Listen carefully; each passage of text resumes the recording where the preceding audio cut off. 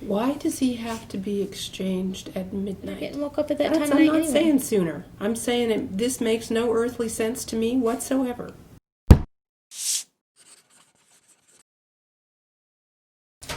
Please be seated. We're back on the record in case number FB08-03200, Falcone versus Farrar. Mr. Falcone, I remind you you're under oath. Ms. Farrar, your time to cross-examine. Okay. And I did reach the person that was with me yesterday, and I told him to come up to 1 and wait outside. And Thank you very much.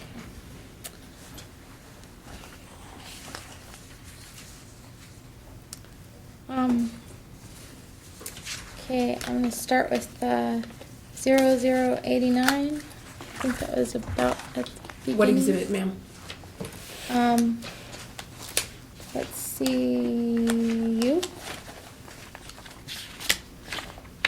I think? No, B. B.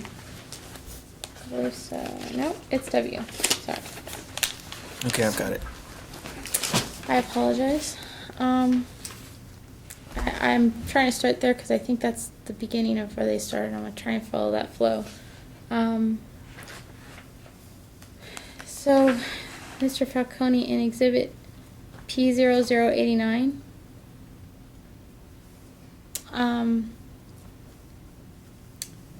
you stated that we scheduled the surgery on that date for September 20th. Yes. Okay. Do you see that date anywhere on P0089? No. Do you see that date anywhere on P0090? No. Do you see that date on P0091? No. Are those three exhibits, Ps, everything that we signed when we were at the initial appointment with Dr. Wild? Yes. And on P0091, is there a date underneath estimated patient portion of treatment balance? No. Would you mind reading for me what it states under estimated patient portion of treatment balance? Full payment of the remaining estimated patient portion of costs for dental treatment is due in our office 3 weeks before the hospital date. And then what's directly under that? Please understand that we can take no No, responsibility. I'm sorry. Before that, in between the paragraphs, does it not say date with a line next to it? Right. Right after it says before the hospital date. Right. And then after that it says the amount due. Right. Okay. On P0090, at the top, underneath patient Armando Falcone and his birth date, it says hospital facility, correct? Yes. Does it say what hospital it's going to occur at? No. Does it say the date that it will occur? No. All right.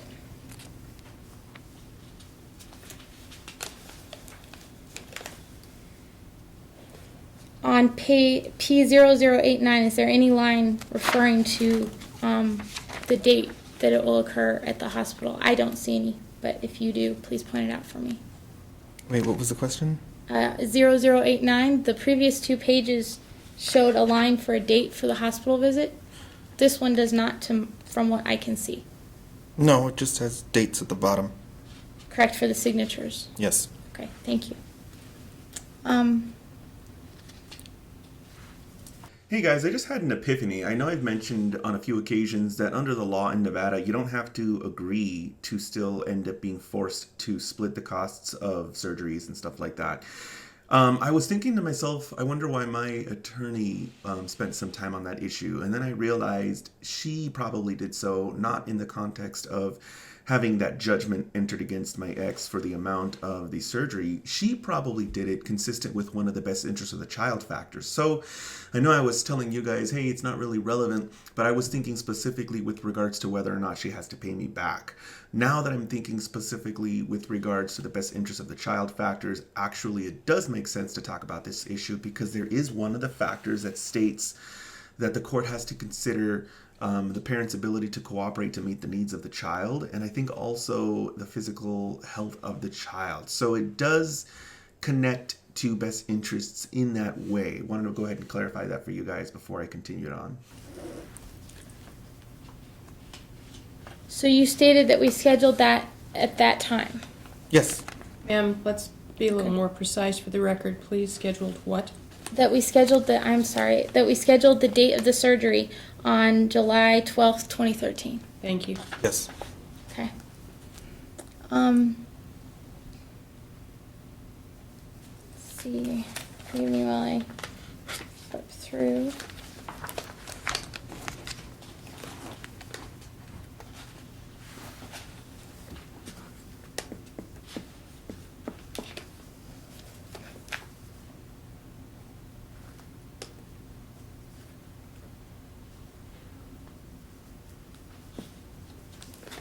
Let's see.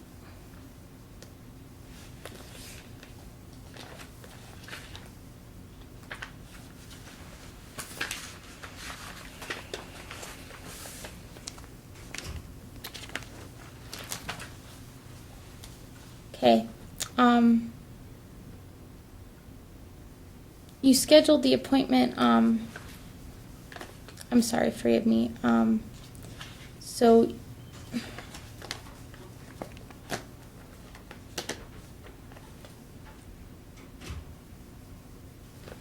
seven. So now when we were at that initial consultation visit, what procedures occurred during that visit? This is the one where these papers were signed. Yes. There was a cleaning. I believe there was a cleaning, a dental cleaning. I agree. And other basic stuff, was there x-rays? I don't recall. If there were, we weren't charged.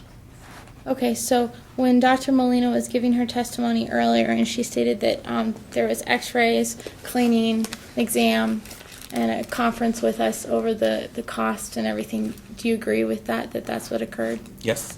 Okay, and when she stated that we weren't charged for the x-rays because that's a courtesy, you agree with that, right? Yes. Okay. She also stated that that we wouldn't be charged for the cleaning because we just had one within the last 6 months and that was a courtesy. Did you hear her when she stated that? I heard her say that. Okay. But were we actually charged for the cleaning? We were charged for the cleaning. Correct. Do you remember any conversation at that visit about the cleaning? They stated that the gist of it was like they ordinarily don't charge, but there was a problem at the previous, what's it called? The Smile Shop? Yes, the Smile Shop. And because of that, they had to charge. A problem with I don't what? understand. The x-rays? The x-rays No, weren't with visible? the procedure being aborted. What did that have to do with the cleaning? I don't know, but So this is the best way to answer this question because she's asking me to testify for these other phantom hygienists and dental staff, and that's just not what, you just don't do that. Another thing that I did that was great is I contradicted the dentist's testimony because that was the truth, and I didn't go into trying to defend the dentist or explain this or that. The court is going to understand that the expert witness probably just made a mistake, probably just misspoke. Especially with something so immaterial, the court is going to be looking for contradictions in material testimony, specifically stuff that had to do with the severe dental neglect.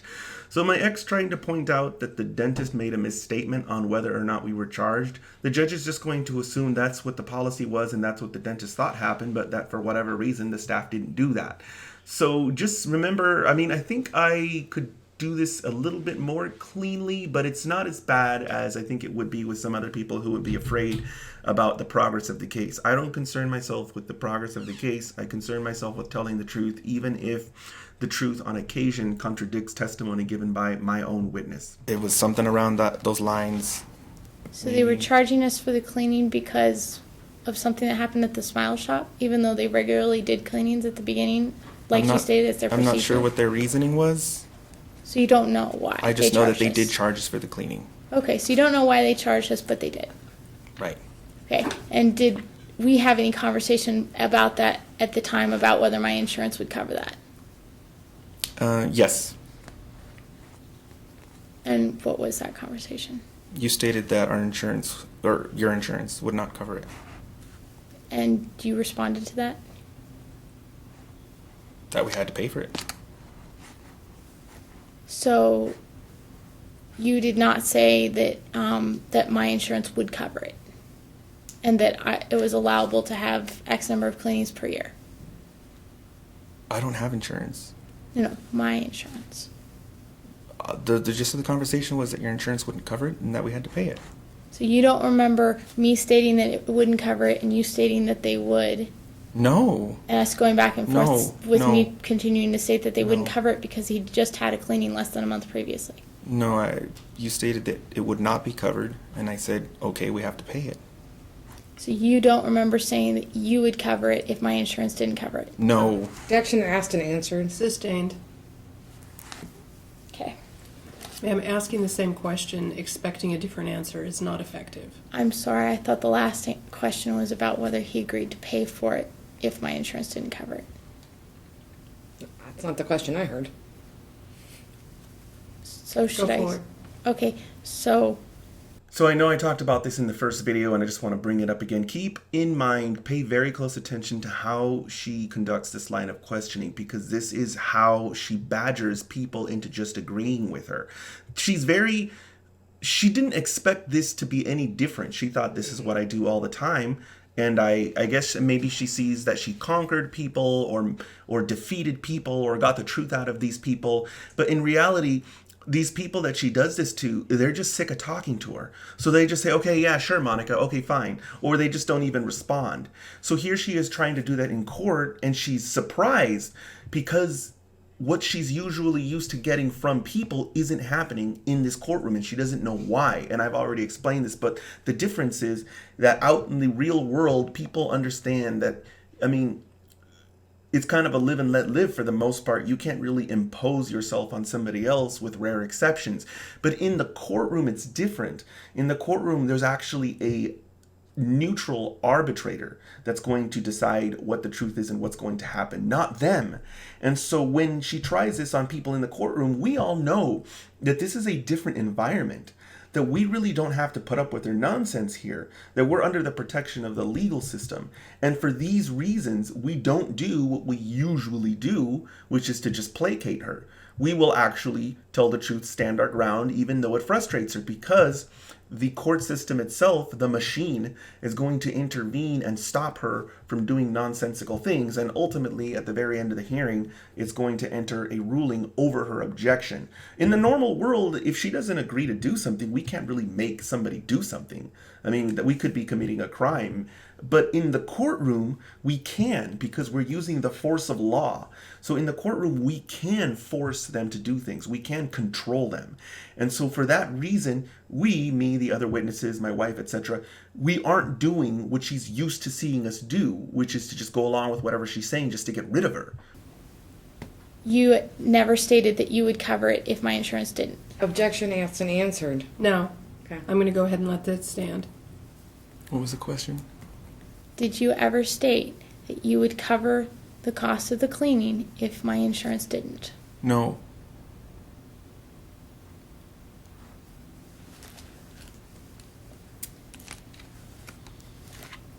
So did you pay on that day for the cleaning? Yes. Why did you? So you paid on the day of the cleaning because we knew ahead of time my insurance was not going to cover it. No. I paid because you weren't going to pay, and they needed somebody to pay. Why would they need someone to pay if my insurance was going to cover it? We just had the discussion that your insurance was not going to cover it. So somebody Okay, had I'm to sorry, pay. we're probably going around in circles and it's probably my fault. Let me find a different way to say this. So you paid for it at that visit. Yes. Where was I when you were paying for it? Next to me, near me. And what was my reason for not paying for it? You didn't want to pay? Or that the insurance didn't cover it. It's one of those two reasons. Okay.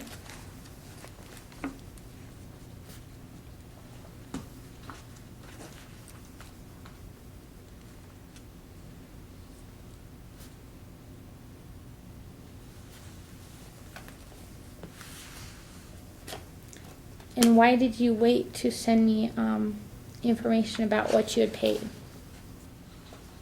on that? I sent it within 30 days. Right, so why did you wait? It took a while to print it out, I guess. Print what out? The cost of the receipt or the payment.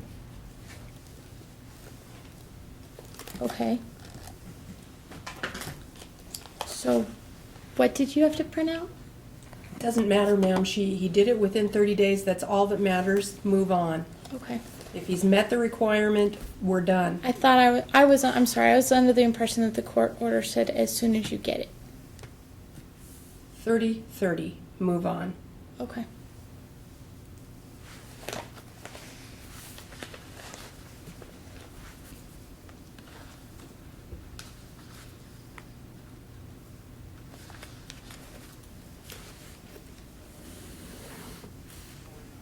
So you stated that that when we were at the dentist prior to Dr. Molina's practice, that we went to have Army's procedure done in office. And you stated something about a surgical area, but it wasn't a sterile area, so I'm guessing you meant the area where the dental procedures are normally done. And you stated that I went into the dental procedure area, correct? Yes. And held Army's hand, correct? Yes. Okay. And you sent me an email, which your attorney had questioned you about in 0080, correct? And I believe you offered to read it. Would you mind reading it for me?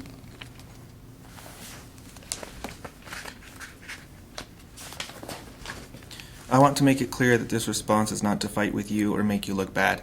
This is my general observation of the situation. It looked to me like they were annoyed that you violated procedure when you approached the operating area. I know Army's in pain and you want to be there to hold his hand, but if it gets in the way of what they're doing, it causes problems. Maybe you were right about what you did, maybe not. The point is that they felt uncomfortable and that it probably is why they called off the first time and they won't want to do it again. I think they seemed very friendly and professional, and they were willing to work with him. What they weren't willing to work with was interference in their operating area.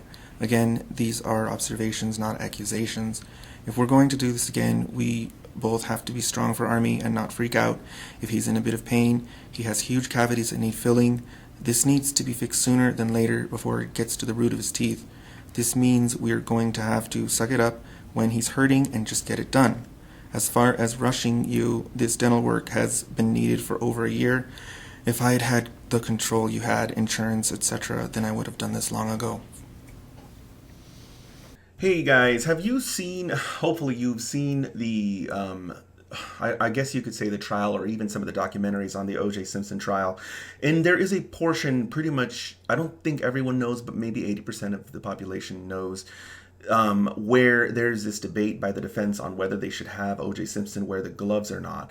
And they mentioned that it would be much more compelling if they somehow induced the prosecution into asking him to wear the gloves instead of they themselves. And this is something that my attorney and I discussed. Not only this email, but also another couple of emails that my ex is going to have me read into the record.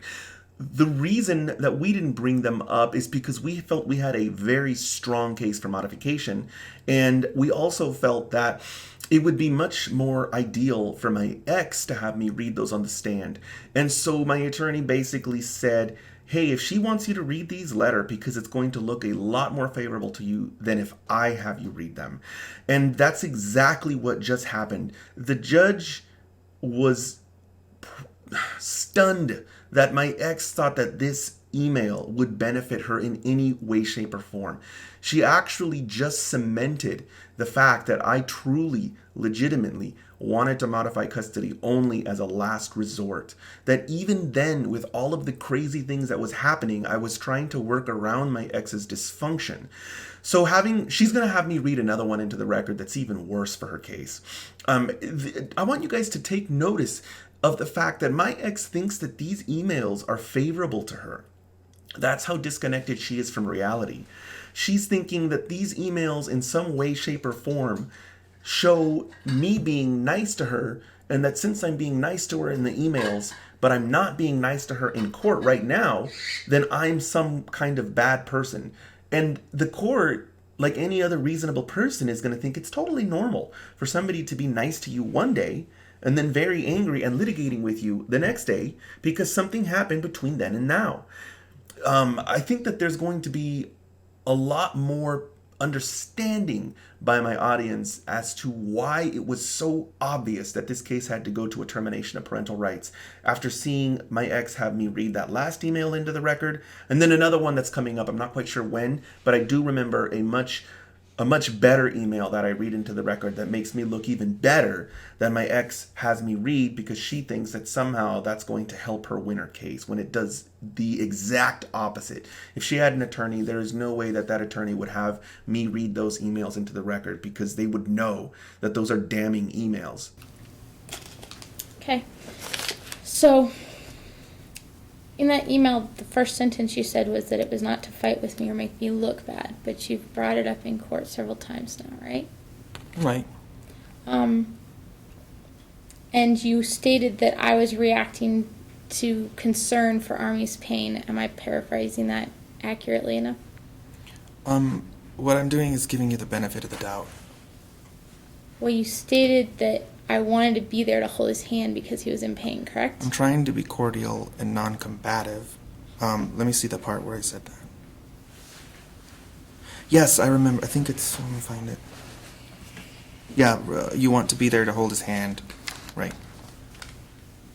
And you stated maybe you were right about what you did, maybe not. That was just my attempt to be non-combative. I'm not asking you to explain it. I'm asking you if you said... Yes, I did state that. So, nothing in here says that they told me to leave the area. You stated that they seemed uncomfortable. You were making assumptions about their reactions. And I'm not arguing with your assumptions or asking you questions about your assumptions, but you were making assumptions about their reactions.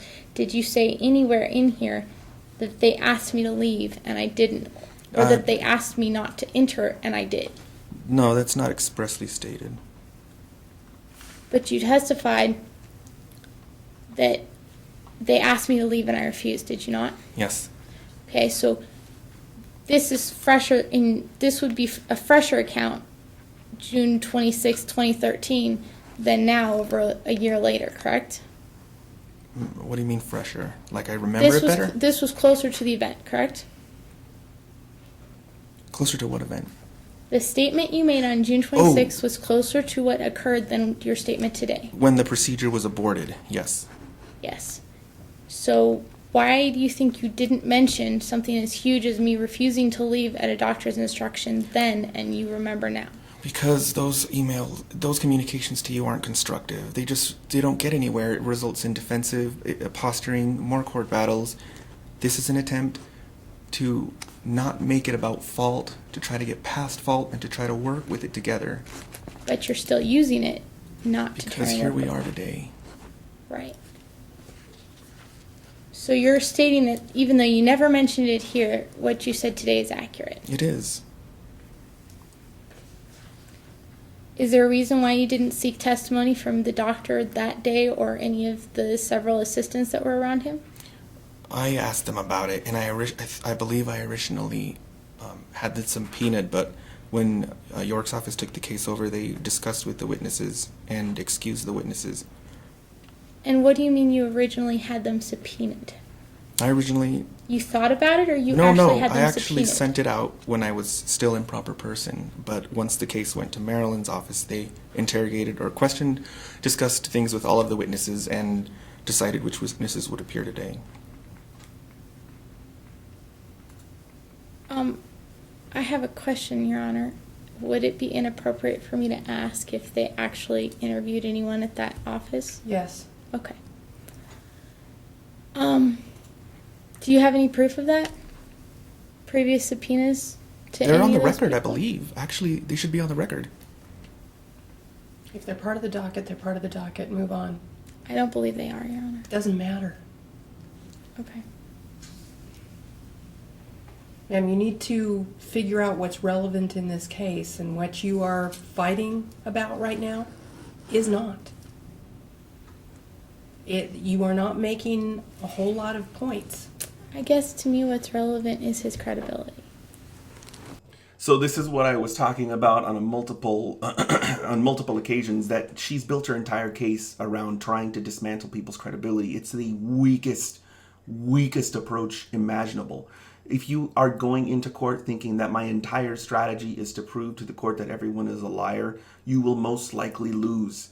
Don't do that. In fact, there's nothing really she could have done. Her case is so airtight. This case is so airtight against her that she has no other move. She has no other. There's nothing else she could do. She's completely and totally ruined herself with all of her actions leading up to the hearing. Now that we are here in court at the hearing, all of the facts are set in stone. So there's nothing she can do to go back in time to change any of those things. All she can do is try to show the court that these witnesses are not credible. And it is, you guys are watching with your own eyes just how difficult that is. You can't make people say something. You can't. They're going to answer your question the way they want to answer your question, and you have to cross your fingers and hope and pray that the court won't believe them. The better thing to do is to put together a good case on your own, to assert facts on your own. To controvert facts, that's still kind of a hope and a prayer when you're going to take that strategy, but sometimes that's the best thing you can do. But to continue to question the same witness over and over again on the stand over trivial things in the hopes that they're going to say something weird or wrong, seriously, all that's going to do most of the time is just increase their credibility, because the court's going to see how long they've been subjected to cross-examination and how they aren't getting defensive. They're sounding totally reasonable and rational. So you've actually worsened your case, because this witness, not only have they not lost their credibility, but they've strengthened it. The other thing that I would like to mention is my ex has a different sort of weight that she gives to things. She focuses intensely on the fact that other people aren't like her to show why those other people are wrong. She thinks that she should be confronted in the emails when she does something wrong. And she thinks that other people, if they don't like something she's doing, they should attack her or point it out, which is what she would do to them. She would criticize them. So when people aren't doing that, she's thinking, well, it's because I'm perfect. People aren't confronting me because I'm right, because I'm perfect. They're always screwing up. I'm right. When in reality, people aren't confronting her because they don't see the point. People aren't saying, ma'am, you're doing these things that are horrible, because they've already looked into the future and they know how she's going to respond, and it's not going to go anywhere, and it possibly will make things worse. So this is a foreign concept to her, and she thinks that she's got proof that she's a good person because she wasn't being confronted by other professionals and by me, when in reality, the court's like, well, of course they're not going to confront you. You're a nonsensical person. Now we're in a courtroom and the environment is different. And so now there is a point to confronting her. Now she can be confronted, and somebody, an entity, in this case the government, can impose its will upon her, can force her to do the things that she is not doing of her own free will. If you want to know more about why this is the terrible conclusion that we must come to in these cases, please watch the video on the topic control. He says a lot of things that from my perspective aren't true. Well, that may well be true, and that may well be your perspective, but you're not making a lot of points. Okay. So I will try. use your time wisely.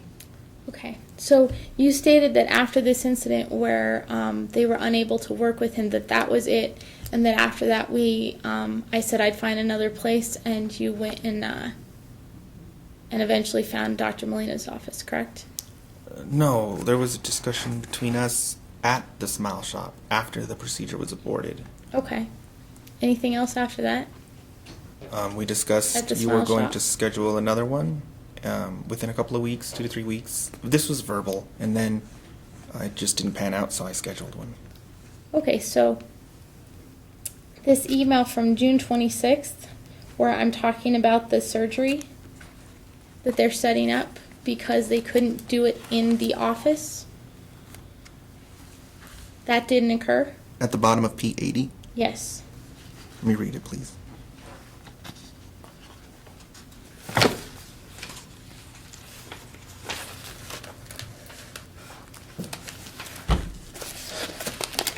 This says that you talked to the surgery center and anesthesiologist. I'm not sure I heard any of this conversation. So after they were unable to work on him in the office because of his reaction, and from your perspective, mine, the staff did not tell us that the only way they were going to be able to do his dental work was if he was under anesthesia, and we never talked about that. I believe there was some. There does sound like there was something about that because I remember they held our money for a short while, and then they ultimately reimbursed our funds to us. But by then we had been moving on. So we never talked about, or you don't remember talking about him needing to be under anesthesia, and you don't remember me sending you an email on June 17th stating that the surgery would be the following Wednesday and that the surgery was actually scheduled.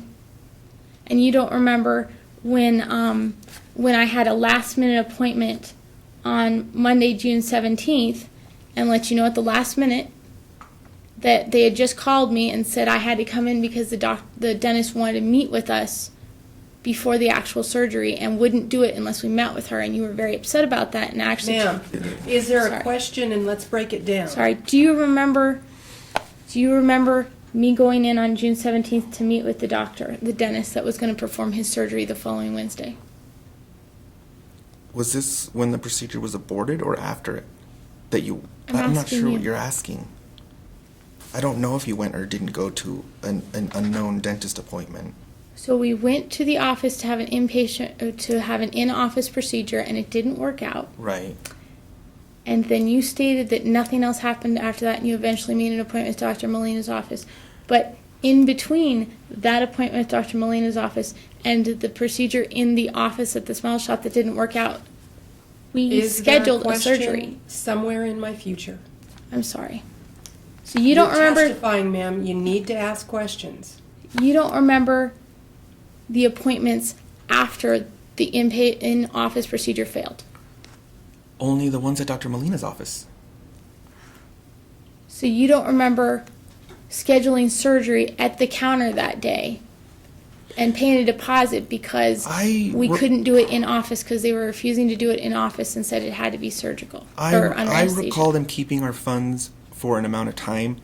That may have been the reason for it. I just can't remember. All I remember was our funds were reimbursed and we had to reschedule, and that didn't happen, so I scheduled it at this pediatric dentistry for kids. So you don't remember filing in court and asking the judge to put me in jail because I met with the doctor on June 17th at 11:30 at the last minute because they told me they'd cancel the surgery otherwise.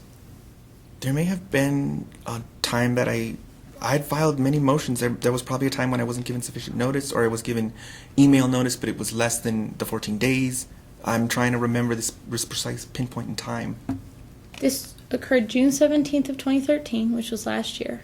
And the only time between then and now that I we've think I been in remember. court was with Judge Weller in July at the end, which was about a month later. Okay. And you asked for him to have me held in contempt of court because I made this appointment at the last minute because otherwise the surgery would have been canceled. Okay, this was before the order about direct communication through telephone, and so I was given short notice through email about another appointment. I didn't get it. I don't check my email at the time, and at the time I don't even believe I had a smartphone. That actually was brought up at that hearing, and so I did file a motion because I was upset that I got email notification that was really short timing, and the judge's response was to, from now on, within short timing, send phone texts instead directly. That might have been what that was about. I'm trying to really You do remember. remember that appointment with the surgeon or with the dentist that was going to perform the surgery at the surgical center? I'm kind of guessing that that's what the gist was. Are you looking at P0081? What exhibit, please? T. I'm sorry, ma'am. It's the same one we've been on, 80 and 81. For the record, those Bates numbers are merely page numbers. Okay. You need to tell me, it's like a book with a page. You need to tell me the name of the book before we can get to the page. Okay. Exhibit T. Yes, ma'am. Thank you.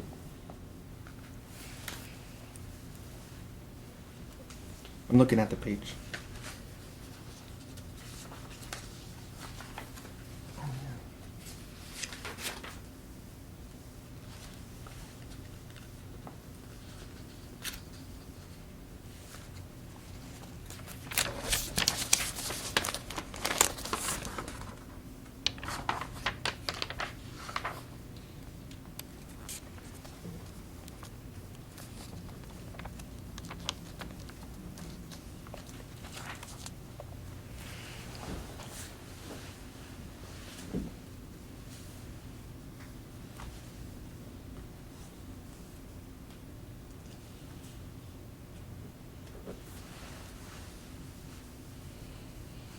Is there a question?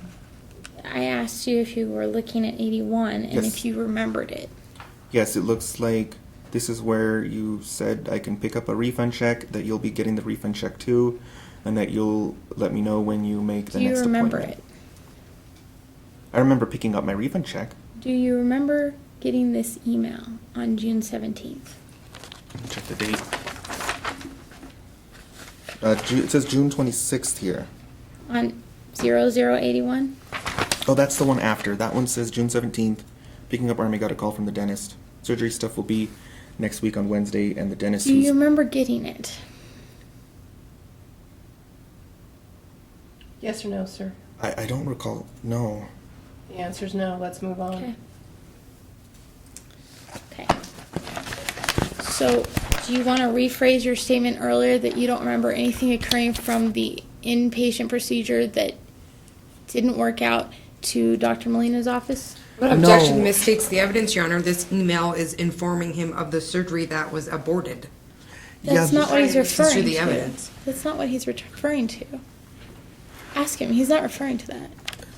No, Adriana has it right. For a second there, I thought top to bottom was forward in time, but bottom to top is forward in time. So this, I thought it happened later, and it was confusing me. This happened before. This is talking about the surgery that was aborted. No. Because if you look, this is Oh, June ma'am. 17th, and then this says June. We're done. There's no question pending, sir. Okay. Move on, ma'am. Okay. So, is it your statement then that there was an inpatient procedure that was ended after a surgical procedure, an anesthesia procedure was ended?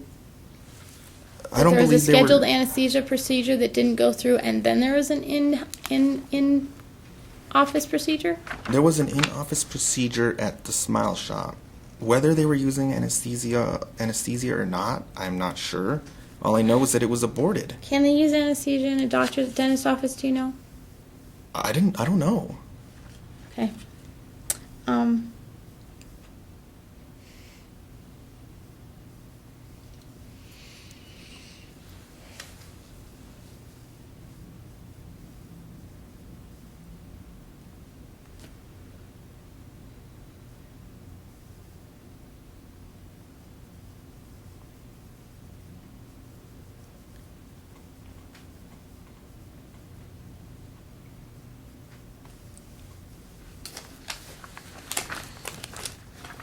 Okay, I think I'm back in exhibit T.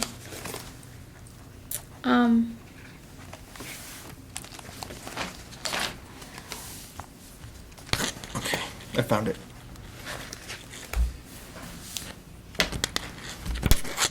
Let's see. Yeah.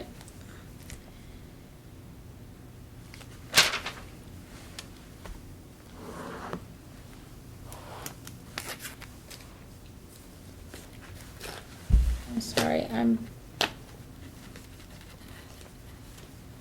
okay. Yeah, I'm sorry, can we go to exhibit H?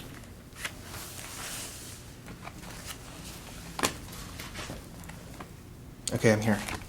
Okay, so, you stated that you had to go to the store on 2/18.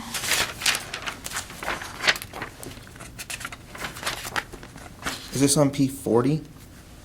P4. Yeah, I see it Or, here. not 2/18, 2/27, 2014. Yes. Yes, P40.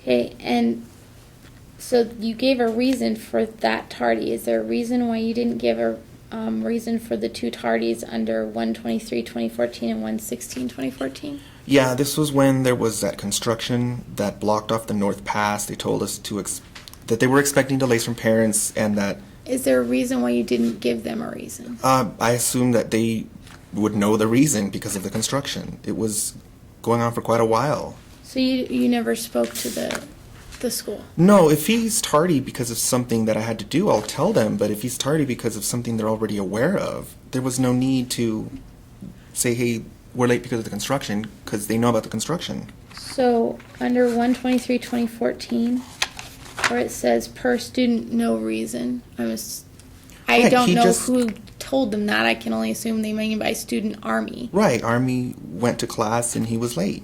And he told them for no reason. Well, he's a little boy. Okay. So both times it states that he missed instruction, correct? Right. But you felt they would know why he was late and it wasn't necessary to communicate that. No, because of the construction. Okay.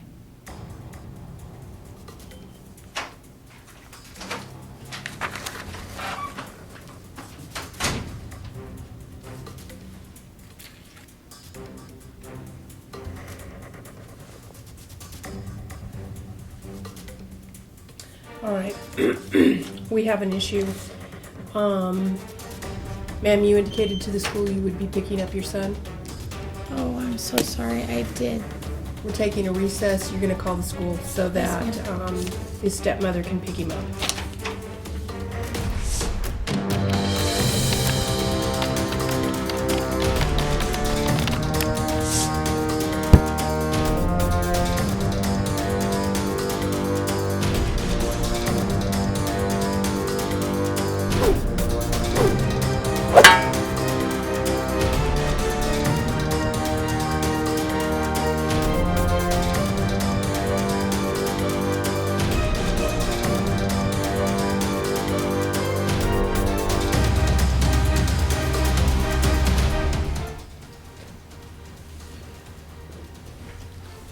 We're back on the record. Ma'am, were you able to make that call? Yes, ma'am. All right. Go ahead.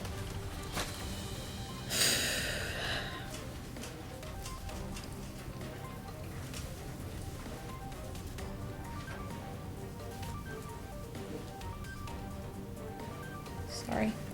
I need to turn my phone back off. Not a problem, ma'am.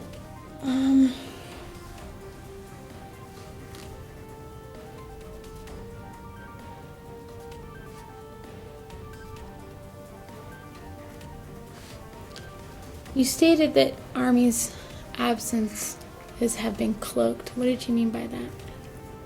The first time we went to court, there was no call-ins, so they were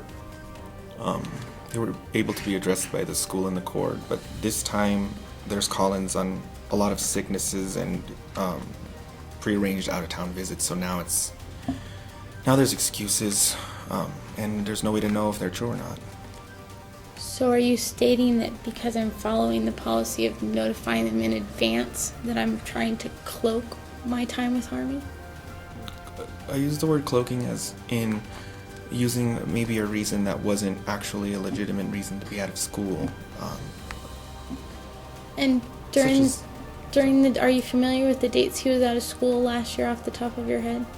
That according to the school's record, were excused in advance or supposedly for vacation. Are you familiar with those dates off the top of your head? Which is this 86? P80? Help me get back there, please. Oh, here we go. I got it. P40. What's about which date specifically? Last year when it says that he was on vacation and it was prearranged and excused absence. And you're claiming that's a way of cloaking his absences. So are you familiar with those dates? I see. Here's an extended trip out of town. And a prearranged family visit. I see two of them. Okay. Do you see on P0041 where it shows, let's see. No, I'm sorry. It is 0040 where it shows excused absences on the 25th and 26th of November in 2013. Yeah, this is the prearranged family visit. Okay, and you stated that there's no way to know if that's true or not. Did you receive notice in advance that I would be claiming vacation time during that time with Right, Army? but I don't check up on you, man. I don't look at plane tickets and where you went and all that. I'm just saying there's a lot of absences, and who knows if the reasons are legitimate. So during Thanksgiving, when I prearranged vacation with the school and you months in advance with you, and gave you notice of the address that I would be located at in San Diego and a phone number where you could reach me, you believe there's no way to know if that's true, and you don't actually believe that's accurate, that it's just cloaking an absence. That's a small piece of a bigger pie. I mean, there's a whole I'm bunch only of other- asking you about this piece right now. Well, he is entitled to answer your question, ma'am. Go ahead, sir. That's a small piece of a big pie. The frustration is that there were, 8 unexcused absences the first time, and now there's like 12, but now they're all excused, and so it's like, okay, now it's okay because I called in advance or because I said he was sick. I'm just saying there's no way to know for sure. That's all I'm saying by the word cloaked. It's just a lot of them. So is there any way for you to know for sure on this one? There's no way to know. I mean, you said you did those things, but I don't check up on you. Do you think that I was on vacation in San Diego with him, or do you think I was lying to the school? Asked and answered. We need to move on. Okay. So, how many excused absences, prearranged excused absences, is allowable by the Washoe County School District? I don't know. All I know is the unexcused is limited to 10, but as far as excused goes, I don't know that they have a limit at all. I don't know. Okay. Do you know anything about the difference between tardy and late? I didn't believe there even was a difference. But, okay, if there is one. I mean, I'm not a perfect dad. I made a mistake. He should have had his food, and he didn't have it, so I had to get it. So, you're stating that there can only be 10 unexcused absences. What constitutes an unexcused absence? Well, since that's not the standard, let's move on. You're both wrong on the standard. Let's move on. Okay.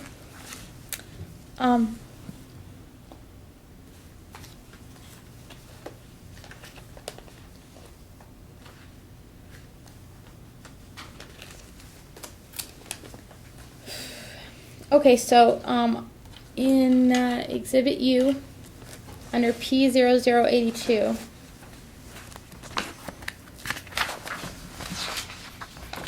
would you mind reading the email that you wrote on July 25th, 2013? Monica, in the future, when a court order is violated, you don't need to freak out or be stressed. I'm not going to try to get you. That's not my thing. If you forget to send a packet, just relax and find another way to get it to me. If you are running late, don't speed or do anything reckless. Just give me a text and let me know. If you can't schedule an appointment with enough notice, just find a way to tell me ASAP so I can try to get there. If I send you a suggestion that you don't like, don't just flat out back out. Send me an alternative thing you'd rather do. Don't ignore my messages. It doesn't help. I'm willing to work things out always. We need more discussion and less court. This is how we're going to be the best parents for Army. The point is, yes, I want you to follow the court's orders, but if you fail to do so, you can just communicate with me so that we can find a way to fix the issue. This is what I will always do for you. And if I send you some important piece of information and you lose it, I'm going to resend it to you even if you don't have to, even if I don't have to. This is what real parents do. This is good faith. This is what helps Army. It doesn't make me feel like you care about amicable relations when you do the absolute bare minimum that the court requires. Our parental compass needs to be centered on our child, not on court orders. This doesn't mean you don't have to follow court orders anymore, but it does mean that if you make a mistake, that I will always be open to you fixing it. And the date that you sent that on? That was sent on July 25th, 2013. And do you remember what else had occurred that day? In order to show cause, hearing was held. So we were in Judge Weller's court for Right. the majority of the day. Right. And what did you ask for during that court? I asked for 1 day of imprisonment. Did you ask for 1 day or 5 days? I asked for 1 day of imprisonment. I may have initially had something in the paper, but Weller asked me orally, and I told him 1 day, and that's what he ordered. That's in the minutes probably. And what were you asking that for? I was asking because it didn't seem that money would make any difference. I just thought that I'm sorry, I misstated the question. What was it that you believed I had done that necessitated a day or 5 days or any amount of time in jail? Oh, this is when I didn't get the homework packet. I offered an alternative time to get the homework packet. The alternative was ignored or didn't come through, or there was some kind of excuse, and then Weller ordered the imprisonment based more so on the fact that you were offered a way around contempt and you still didn't rectify it. In other words, it was a bigger issue that not that the packet didn't get sent, but that the packet didn't get sent some other way, like to the school directly or to me or something like that. Like, Right. So you don't remember emails from me about that incident offering to drop them off to you later and then bringing them to the school the next day? those were already discussed at the hearing. They were deemed token efforts. He considered those. He questioned you. He found Okay. them to be a sham. That's not what he stated. He never used the words sham, did he? Are you I'm paraphrasing? paraphrasing, Okay. of course. So in this email that you sent the same day after you asked for me to be imprisoned, you stated that you're not out to get me, correct? Exactly. I didn't want. And you stated that that if there was important information, that you would be happy to resend it, correct? Yes. And that that if I failed to follow the court's orders, I could communicate with you and find a way to fix the issue, correct? Right. Okay. So when I asked if you would be willing to scan all the homework that you get, and I initiated it by sending you everything that I had got the first day of school, and you weren't willing to do that because you said it was either, and forgive me if I'm paraphrasing you incorrectly. Is there a question? So why weren't you willing to scan in the homework What? to send to me? When I asked you to scan in everything you got, and I sent you everything I'd gotten, why weren't you The willing to homework send comes me? in the packet. This was actually addressed at a different hearing. And ma'am, we are beyond, Okay. we are on beyond Okay. the scope of direct examination. Okay. So yesterday, when I texted you through my designee and asked you what was going on, because you texted me talking about police, and you didn't respond telling me about your vacation. And I admit I should have known about it, but you didn't respond with that, and I had to initiate a phone call to you to find out what was going on. And I asked you if you wanted me to immediately drive down, and I drive down there and return Army to you. Why did you not want to pick him up? By this time, we were already home. I had already left work early and been consoling Brittany. She was really freaked out and panicked. We had missed the dinner, so I said, let's let things cool off. We'll just get him from school tomorrow. That is a workaround.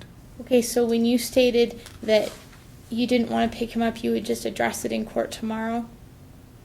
Right, and that's what we're doing. So, right, but when you said that you were willing to work things out, that if I screwed up, essentially I'm paraphrasing, but that if I did the wrong thing and contacted you and tried to fix it, you'd be willing to fix I it. haven't tried to order to show cause on what happened. We just feel it's dangerous you- to pull a child out of a window of a moving car. I didn't ask you about that, and I don't agree that That- happened. But that's not what we're talking about right now. The fact is, I That offered doesn't to try and fix foreclose it. him from being able to bring it up. You don't get a blanket pass for everything that's happened since that date, ma'am. Move on. Okay.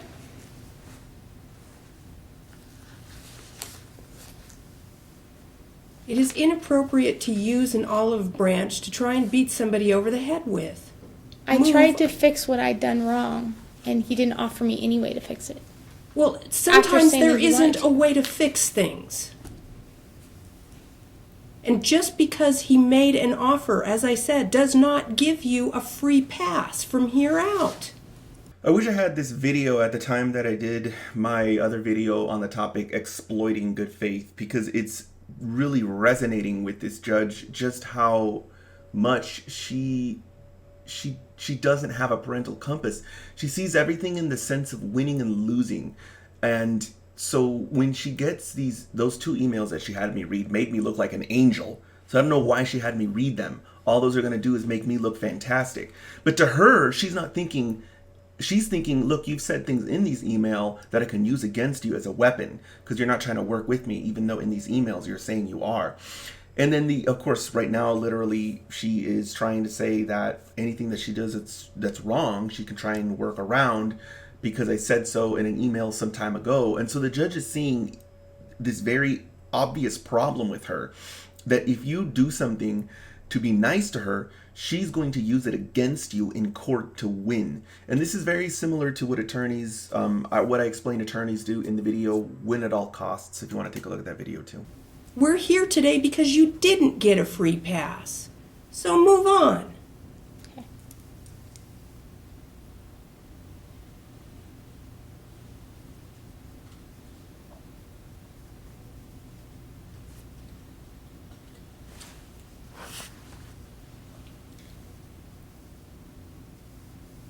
So how much was it that you stated that you paid for the dental work? I have to look at the records. Was it something about 1,800 That sounds about your minus half. something later? Total amount due, ma'am, is $1,663.48. Okay, and thank you.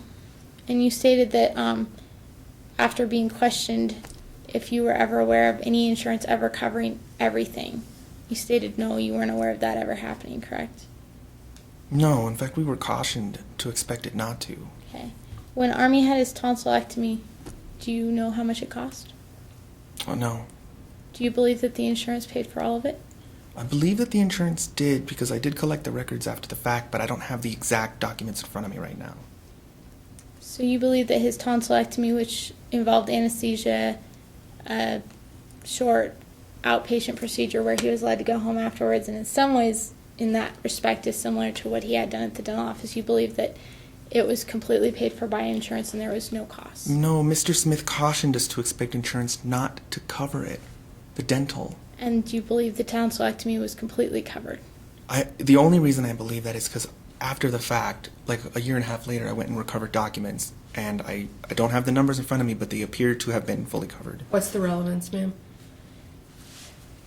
That he's made reference to the tonsillectomy numerous times, and he's made reference numerous times to the You've fact made that... reference to the tonsillectomy No, numerous times. they brought it up several times. I object to that, Your Honor. I haven't asked one question Ma'am, about it. you're the one who talked about the tonsillectomy.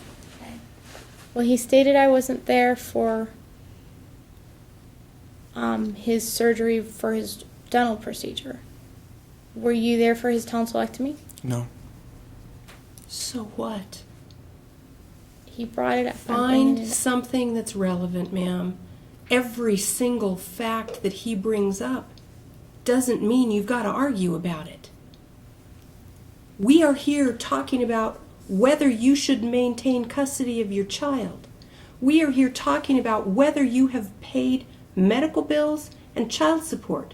We are here talking about whether the father of your child should be permitted to move with that child to Las Vegas. You are missing the forest for the trees here, ma'am. You are talking about a tiny little speck of dirt on the forest floor when what we are really talking about is a much bigger issue. You need to focus on the issue. I don't care about whether he was at the tonsillectomy or not. It doesn't matter. What are we going to do about custody? Focus there, please. Okay. So why do you think it would be in Army's best interest for his mother not to be a part of his everyday life? Previously, there may not have been communication and things may not have been ideal, but I never felt like it was about who was a better parent. I just felt like it was about would he benefit from both of us being in his life. After he started to get permanent damage to his teeth, I started to reevaluate that. No matter how much I want it to work, it's not going to work. If I let it keep happening, he's going to suffer more harm. That's just what's going to happen. That's what's going to happen.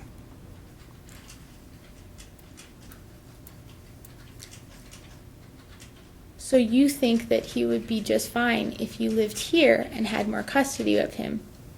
Because I was addressing the teeth issue, I also wanted to address the mood issue. I was graduating from college. It was closer to family. I couldn't have made the move sooner without completely losing all of the time I put into UNR. I had to focus. I had to graduate first. I'm about to graduate, and now, rather than bring up motions after motions after motions, I put them in a big blob because we can just get it all handled all at once. Have you ever filed to try and move to Las Vegas previously? No.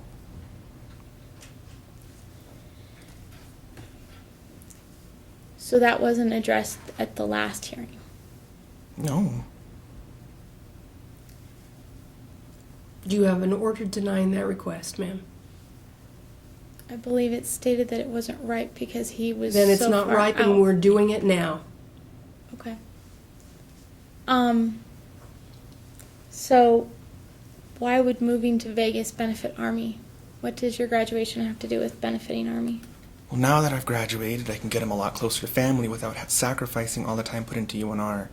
Now that I'm graduated, I'll be able to get much better work, and Vegas is a much bigger city, and the competition for software engineers pretty much across the nation is pretty intense right now. Vegas is a bigger city. There's going to be more opportunities. I've checked Glassdoor. There's higher salary opportunities there, and with that, I can get them into a better area, better school. I could better access to education, more choices. It's just more opportunities there. And number 3, law school, which will enhance rather than do like a master's in computer science. I've thought that a Juris Doctorate in computer science might help more because I have a little bit of experience in the area. One of the firms I worked at was in a gigantic lawsuit with APC. There was like a $10 million verdict. There's a lot of interest from my employers at that time for somebody who could bridge those gaps. And those are the reasons. Hey guys, I just want to remind you, even though I mentioned this a few parts ago, to avoid getting a bunch of spam from my viewers telling me to go to law school, I did a video called Deserve Victory where I explained why I chose not to go. Please watch it. It is not a flippant decision. It is a very deep, thorough, sort of thought process that I went to. It took me many months to come to the conclusion that it was not the best approach for me. And if you watch that video, it should, I think, it pretty much satisfied everyone because I stopped getting all those emails as soon as people went inside. So it's better for Army because you might get a job down there? For sure I'll get a job down there. If the move is contingent on getting a job first, then so be it. I'll get a job first. And how many times have you come into court and stated when you were going to graduate and then changed that date? That never changed it. That never changed. So I have a graduation letter in my when you email. first filed in the court in 2008, you didn't state then that you were a year away from graduation. I'm sure I discussed graduation, probably as a side note, but I wasn't planning on doing a motion to move yet. But I did discuss my graduation, and it was imminent. So when did you first start getting your bachelor's degree? A long time ago, in 2002. 2002? Yes. So 12 years ago? Mm-hmm. Okay. And did you plan on being done this November, that entire 12 years? No, Or I planned December? on being done 4 or 5 years after that, so that would be 2007. But I got hit with a custody case. I couldn't do the school while I couldn't afford an attorney. I couldn't do school with pro se, all this trying to figure out the law. I couldn't do it. I had to drop out. I got back in when I could. Okay. And have you held a full-time job at any point since 2008? When I'm in school, I will hold a part-time to 3/4 time. Have you, since 2008, have you held a full-time job?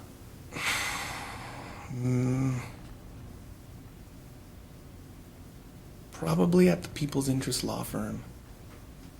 But hours started to decrease really quickly, so it wouldn't have been for long.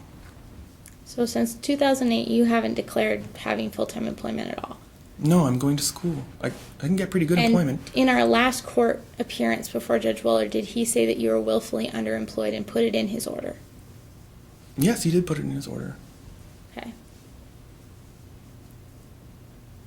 And why did he say that you were willfully underemployed? He said I was willfully underemployed because attending college is a choice. It's not something involuntary. And so he said because it was a voluntary choice to go to college, that you're willfully underemployed. I tried to argue that there was more to the statute, that I wasn't willfully underemployed for the purposes of avoiding child support. I tried to appeal it, but I couldn't pay the cost of appeal. With $750, I poured everything into this attorney. So, did Judge Weller tell you you could have gone to night school and worked full time, or We gone to filed school and affidavits. worked at night. There's no night school for the computer science Did he program. tell you that? Yes, he did. Okay.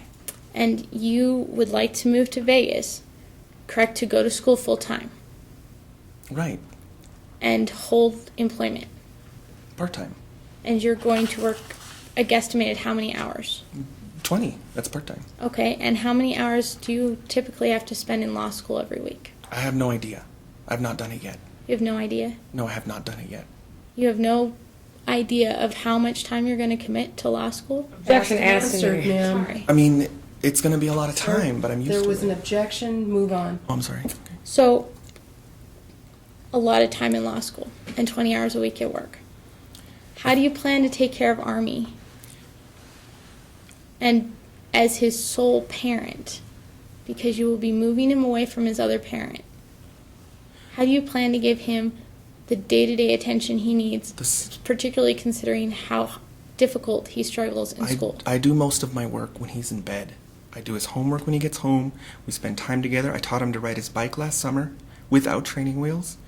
I'm just going to do what I've already been doing. I understand that law school is challenging, but computer science and engineering is no cakewalk either. I'm up many hours working on my stuff. It's not like I'm going from a light school load to a heavy school load. It's already tough work. It's already tough. And you're in school part-time now or full-time? I'm in school 3/4 time. Okay, so you're not going full-time. No, I don't need to. I'm going to graduate. I don't need any more classes. Are you planning on going to law school full-time or Yes. part-time? Full time. So you stated that you do Harmy's homework with him every night? Yes. Do you generally sign for it? Sometimes Brittany does some of his stuff. He actually prefers Sometimes it. is what? Half the time? Most of the time? A fourth of the time? No, it's not like it's not like I don't want to do it. It's like he actually likes when we're both involved. He actually prefers he likes to interact with her. And so I don't just say, no, I'm going to do all this homework because I want to look good in court. I'm just like, if you want to read with her and do the math with me, okay. If you want to read with me and do the math with her, okay. So you wouldn't say that she does the majority of his homework? No, it's about half. Maybe one week I do it all, one she does more. It's no way, no. So you wouldn't say that his school records would reflect that she signs the majority of the time No, at the end of the week? no. Or that she signs the majority of the time for his reading assignments? No. Or that she does most of the spelling assignments? No. So what? So what? Move on. Do you generally brush Army's teeth with him? I brush his teeth at night, and we get him to brush his teeth in the morning. We're trying to get him into the habit of actually learning how to brush his own teeth, but we also have to make sure that we're involved, especially at night, right before he goes to bed. So you're present at night when he's brushing his teeth? I actually brush his teeth myself with my hand. And you're present in the morning when he's brushing his teeth? The morning is his time. He brushes his own teeth in the morning. That's what we're trying to teach him. So you don't see him brush his teeth, or you know for a fact that he does? We can hear him brushing his teeth, and he's brushing his teeth. We don't stand there and observe him. I mean, at night is when we teach him how to do it, and the morning is when he tries to take over. We're trying to get him used to brushing his own teeth. And you teach him every night? Yes. And how long have you been doing that? Since probably since like 3 months before the first appointment with Dr. Molina is when we started to do it like aggressively, like the way she taught us. Who? Dr. Molina. How would you do that 3 months before your appointment with Dr. Molina, if Well, she taught you? The surgery happened, but we met with her prior. She stated that the first time she met with you guys was at his surgery. It was Dr. Molina, or it was one of the people there. Again, guys, the court doesn't think that this is cute. If you are recalling a memory and the focus of the memory is when you learned to do a procedure and you don't get the name right of something that's immaterial, like the doctor's identity, it's not going to be to the court like, oh my God, this person's a liar. The court's going to think this person is focused on answering a question as to how they learned to do this procedure. If they said that it's this doctor and the doctor said that they didn't meet them until this date, then it was probably somebody else and they just confused it. The courts understand how ordinary people retain memories, and it's not always about trying to, I think I've kind of beaten a dead horse here, it's not always about trying to show you can't believe this witness about what he's saying on this very important topic in court because he doesn't know any of the details on these 5 or 6 very unimportant different topics over here. His surgery didn't happen 3 months after the first meeting. I'm approximating. We had always brushed his teeth, but we received extensive training when they saw the extent of the damage. I mean, I'm not being precise on dates, I'm approximating. Okay?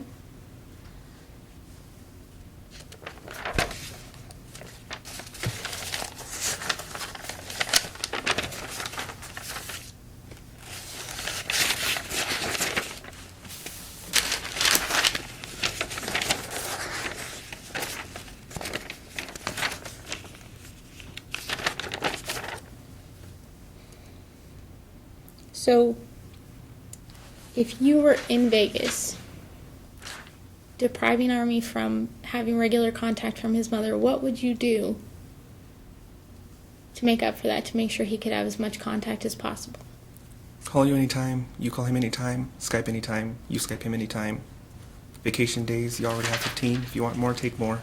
Abatements for trips, fly in and out as much as you want.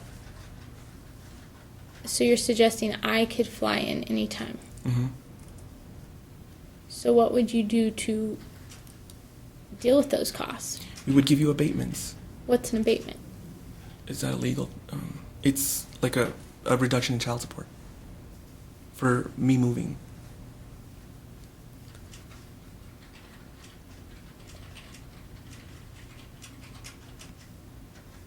So what about Army flying back here?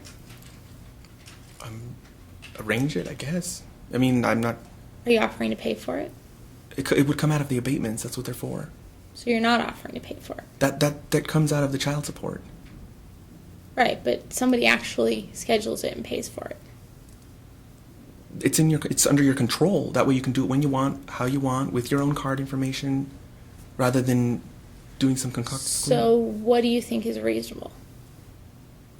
I'm sorry, what was that question? So what do you think is reasonable? Like you said, anytime I want, but I know you don't mean anytime I want. So what do you think is reasonable for anytime I want I would say to fly him in to see me? I would say 6 round-trip flights is pretty reasonable. A year? Yeah. So you think it would be reasonable for him to see me 6 times a year? That's just the ones that are paid for. I guess if you wanted, you could see him more, but then we've got the Skype sessions and the phone calls, and it's not ideal.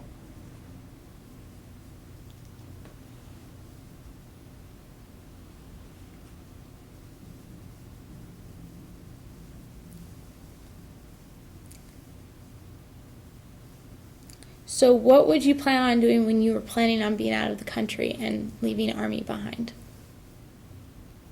I'm not leaving the country. What are you talking about?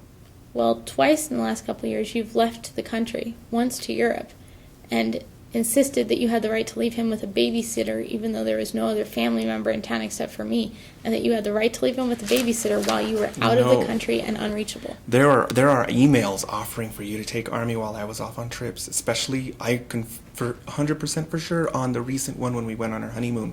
There are emails where we offer for you to take him. Did you at any time provide me with contact information for the babysitters you left him with? Yes. When? I don't remember the specific date. It would be the same one, Melissa Richardson. So if I have emails in your exhibits... If at any time information is lost or you're not sure, just ask. So if there are emails that exist where you refuse to provide information for the babysitters where he's at while you are out of the country... I need to see the emails. So you're not going to actually say that doesn't exist? There should be no emails that exist. I need to see what you're talking about. There are emails where... Where? If you've got them, bring them up. If you don't have them, we're done. I do. Have you disclosed them? Am I... No, Your Honor, I've not received any exhibits prior to the hearing. It's emails that he has. They're from him. So what? Okay. Did you disclose that you're going to be using them at this hearing? Were they part of the court filings? I didn't know that I could. I got a notice from them last your week. knowledge of how to conduct this hearing is on you. Yes, ma'am. So if you don't have them and they haven't been disclosed or they weren't part of the previous disclosures made in court filings, move on. Yes, ma'am.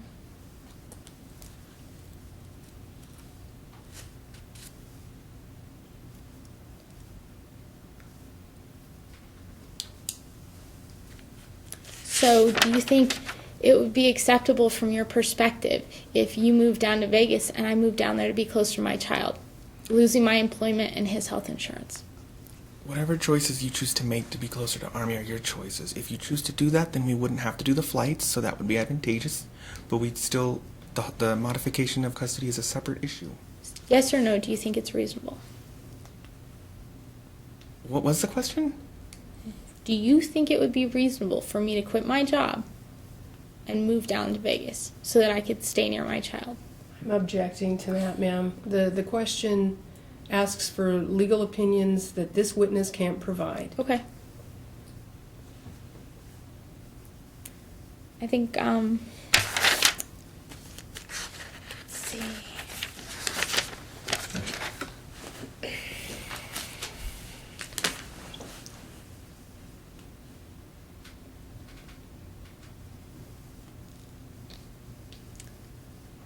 I think I'm done.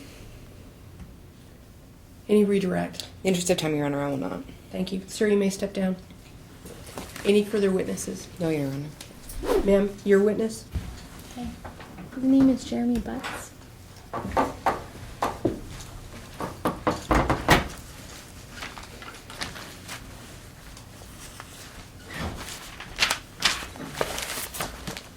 I'll also again state my record, or for the record, state my objection to the witness as it was not disclosed prior to the hearing. Understood. The court's already heard that objection and has overruled it. Yes. Sir?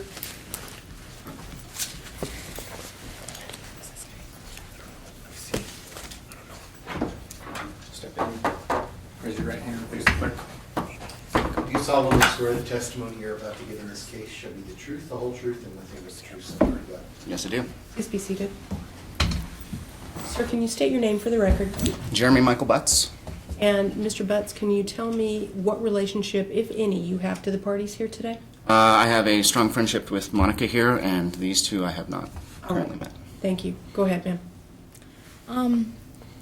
Yesterday, were you with me when I drove to pick up my son? Yes, I was. Okay. And did we speak to Miss Alameda on the playground? Because I didn't see Army. I can't verify that it was Miss Alameda, but we did speak to some teachers that were in the schoolyard. Okay. And do you remember what she said when we got there? No, ma'am. That's hearsay. You can't ask that. I can't ask if he remembers what she said to us. You can't ask what she said. Oh, okay. Did she and I have a conversation about where Army was? Yes, you did. And did she tell us that... No, Objection. Sorry. Okay. Did she provide us information that caused us to walk out because we believed that Army had just been picked up by his stepmom and we didn't know why? Objection. It's like That's it's hearsay. the question is, what did they do in response to the information they received? I'm going to let that question stand. Fair enough. So we walked out of the gate, correct? Yes. And she had pointed at a line of cars, and we walked over to the line of cars, correct? Yes. And did I see Army in the back seat of one of the cars? Yes, you Objection. She's leading the witness, Your Honor. You are, and he has no idea what you saw or didn't see. Okay. Did you see So Army? at this point, you have to ask questions that are not yes and no questions. Okay. Can I ask him if he saw Army in the back of the car? Go ahead. Okay. Well, my ex, okay, so I guess it's possible that my ex might have coached him ahead of time. In fact, most likely she did coach him ahead of time, but his credibility is weakened when he says yes to questions like the ones that she asked, which is, did I see this or that? As the judge pointed out, he doesn't know what you did or didn't see. So, the judge is going to get the vibe over this line of questioning that this guy is not a credible witness, and also when she finds out what their relationship is. But I just wanted to let you guys know a few concerns. Is number one, the attorney fortunately raised that objection, which is good because I could have used it on appeal if I needed to, just in case this guy didn't actually meet my wife. I don't know if my wife could have testified to it either. In fact, I don't think she takes the stand again. Last minute witnesses like this are always kind of freaky. But when you end up using something in court that occurred less than 2 days ago, it's really difficult to follow the rules because the rules contemplate a process that goes over the course of months or years even sometimes. Anyway, I just wanted to point that out to you guys that even if a witness is coached or is asked leading questions, the judge does take that into consideration when deciding how to weigh the credibility of that witness. Yes, I did. Okay. And what did I do when I saw him in the back of the car? You approached the window of the vehicle, knocking on the window, asking the driver of the vehicle to open the door, and asking why she was why she was picking up Army on your day. And what happened after that? Army actually opened the door to speak to you, and you were repeated asking the driver why she was picking Army up, and she did not respond. And then after that?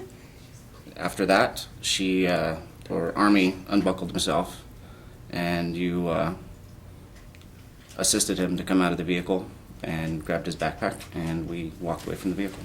Was there anything else in the vehicle that I grabbed? Do you remember? Not that I can recall. Okay. When we got home, was there anything else that we had with us when we got home? His backpack, his lunchbox, Army. I can't recall anything else. Do you remember us having a box of stuff to hand out to people in the Oh, neighborhood? yes. I'm sorry. I forgot about that. Charleston Wrap. He had received some stuff that he had gotten through the school for a fundraiser. From where you were standing, could you hear his stepmother say anything to my questions? Absolutely nothing. So She you was didn't hear her say disregarding you anything? and had a cell phone in her hand. Okay, so calling you never somebody. heard her say anything to me? No. And did I say anything besides why are you picking him up on my day? The only thing I remember was why are you picking him up on my day, and where are you taking my child, and why are you here? Okay. Is there anything else you have to add? I think that's about it. Thank you. Cross-examination. Yes, Your Honor. How long have you known Miss Farrar? Since she was 17 in college, How did you meet her? through one of her college dorm mates. What's the nature of your relationship? Friendship. Any romantic relationship? A little. I wouldn't say it was a common relationship, but yes. You wouldn't say it was a what? I would say it was kind of a friends with benefits type of deal. Thank you. So, not a formal. Not a formal relationship, correct. All right. Why were you with her to go pick up Army yesterday? I've been staying with her for a little while. I like hanging out with Army. He's a cool kid, and figured I'd go join him to pick him up from school. How long have you been staying with her? Define a little while. A month.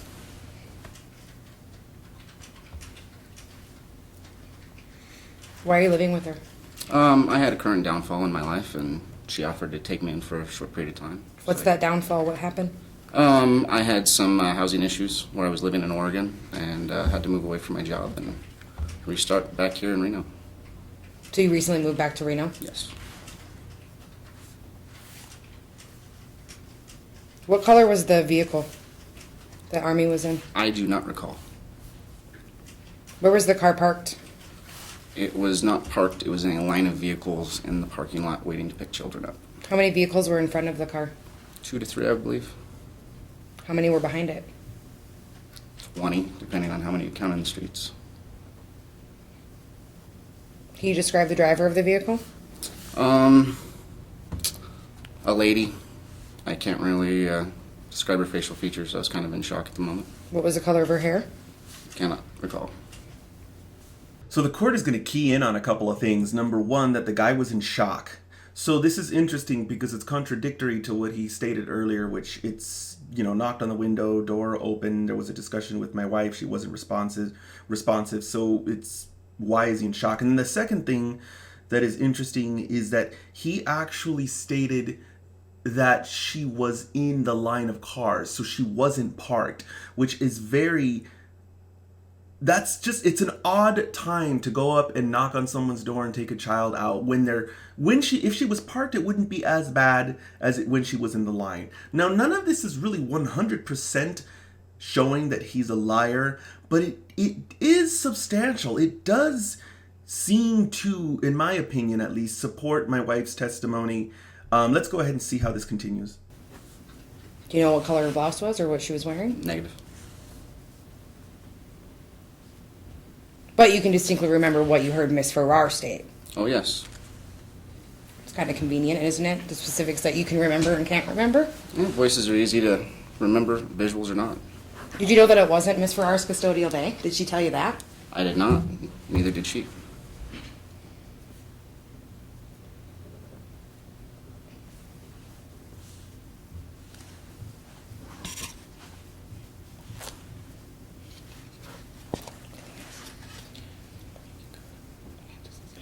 I have nothing further.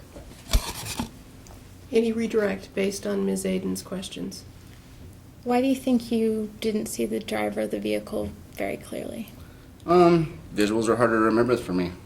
Where were you standing at the time? I was approximately 4 to 5 feet on the passenger side, front corner. Okay. Thank you. Nothing. Sir, you may step down. Thank you very much. Ms. Farrar, I told you you would have the opportunity to address the other witnesses. Now's your time. Help me. You Address the had- other witnesses. You had, you were in the witness box, and I confined you just to the questions that Ms. Aden had asked you as a response. Okay. You asked if you could respond to issues raised by other witnesses. I indicated to you that you could not, but that you would be able to do it at a later time. Now is that time. Okay. So, And like, I got to remember- cross-examine, but then I didn't get to talk about it from my perspective. That's correct. Okay. Now, please understand that you now are a witness in your own case in chief.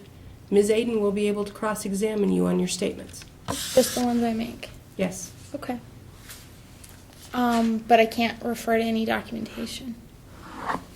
At this point, this is your testimony. Okay. You can choose to enter exhibits if they've been appropriately disclosed. Okay, so if I haven't disclosed, so basically I can't, because I haven't sent her anything, I can't enter anything. If you didn't disclose it, if it's not part of your prior paperwork, if it's part of your prior paperwork, it's been disclosed. You mean the response that my attorney filed? Yes, ma'am. Okay.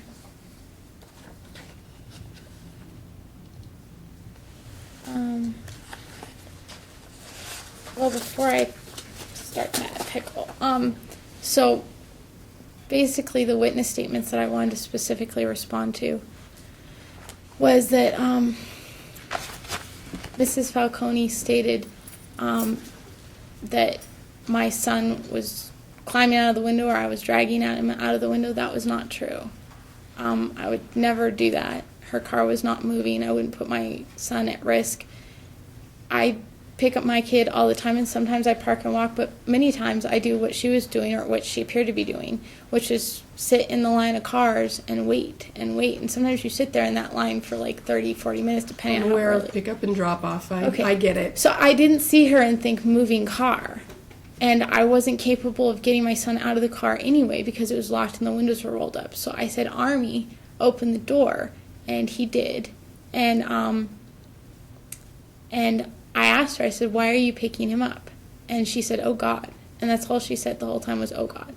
And I said, why are you picking him up on my day to have him? And she didn't say anything. So Army got out of the car, and I reached in and got his backpack and then got the box of stuff that we were supposed to pass out to the neighborhood people that we went door to door with.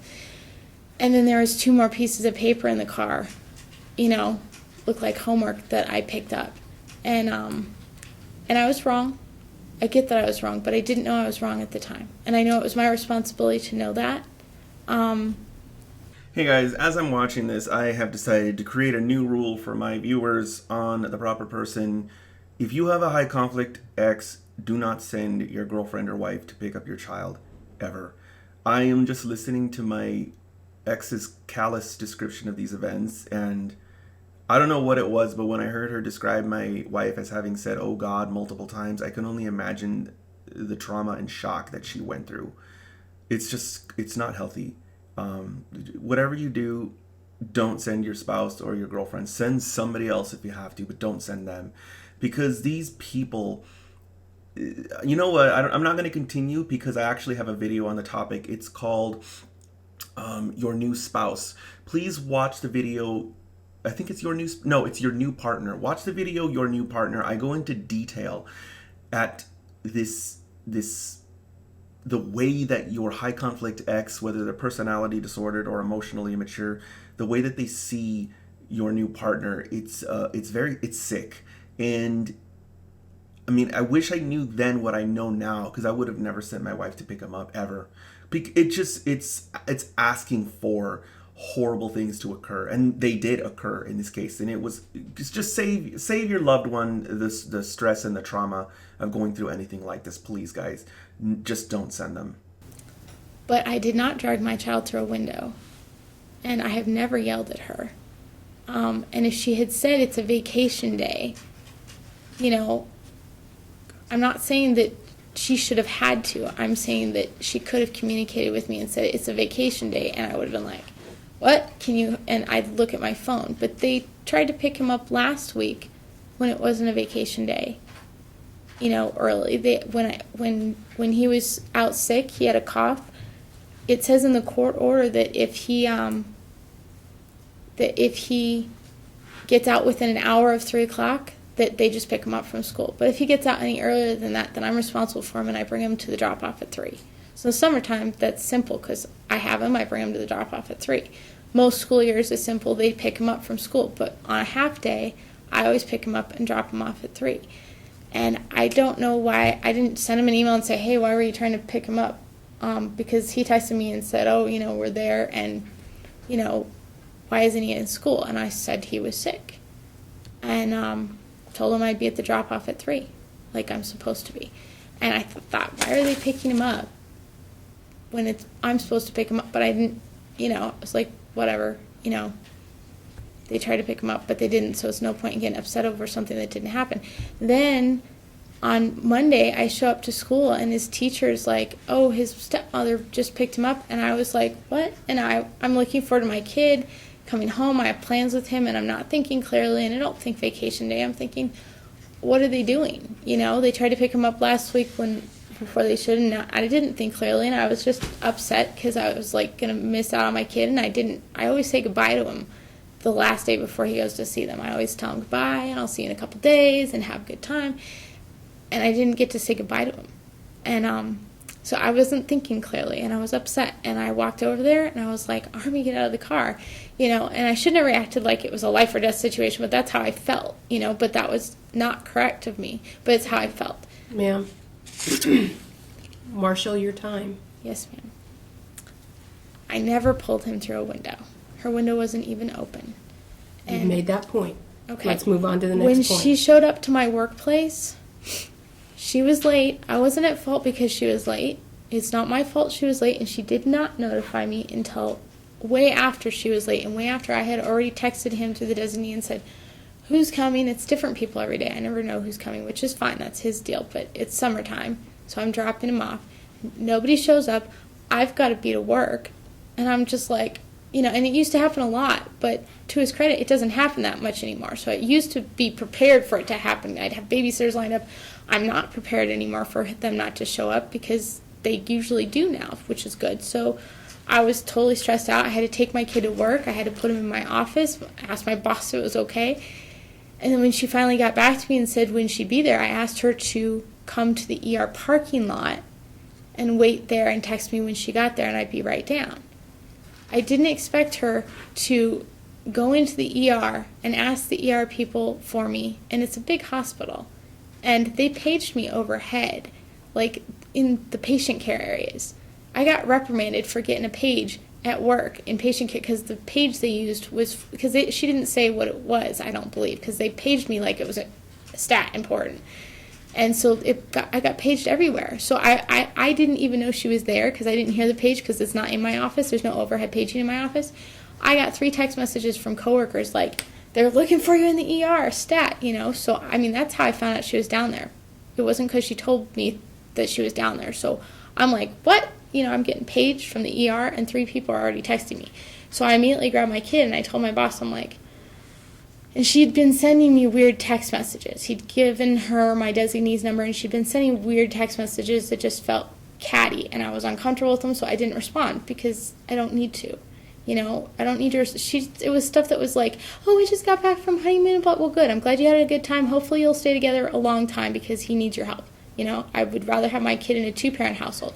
But she sent me weird catty messages and I was uncomfortable, so I took my boss and another guy. Again, Sorry. ma'am, forest trees. Okay, so I went down there and I wasn't comfortable, which is why I went outside to the parking lot, which, I mean, made sense. She was parked in the parking lot. I went outside to the parking lot and she then got up and followed me out because she was in the ER waiting room with the patients. So for all of you who wonder, why does Alex say, don't think you're going to go into court and explain yourself, just don't do the crazy stuff in the first place? This is why. Now, I know that this is an extreme example of a person trying to justify their misconduct, but it's just so much better if you just didn't do the crazy thing.